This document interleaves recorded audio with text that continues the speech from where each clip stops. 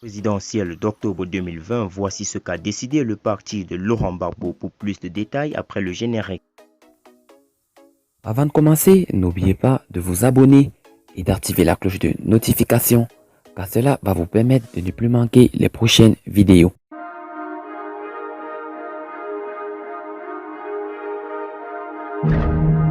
L'heure n'est plus au boycott des échéances électorales. Le parti de Laurent Gbagbo s'est depuis peu résolument engagé dans une logique de reconquête du pouvoir d'État.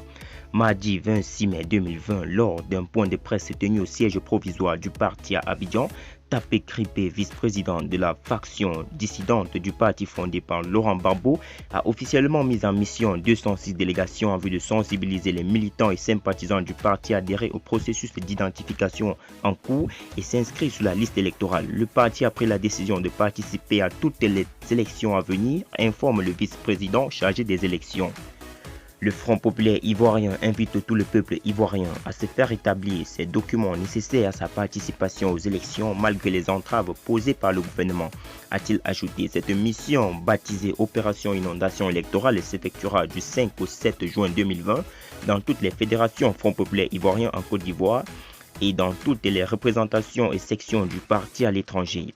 L'ancien parti au pouvoir révèle par ailleurs des entraves et des difficultés posées par le gouvernement dans le cadre de la conduite du processus électoral. Il s'agit notamment des questions sur la gratuité de la carte nationale d'identité et la composition de la CEI qui demeure jusqu'à ce jour une véritable pomme de discorde entre l'opposition et le pouvoir RHDP.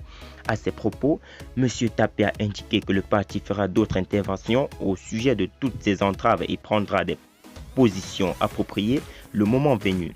C'est la première fois depuis la chute de Laurent Gbagbo en 2011 que l'aile dure du Front populaire ivoirien se résout à prendre part à des élections organisées par le régime du président Alassane Dramane Ouattara.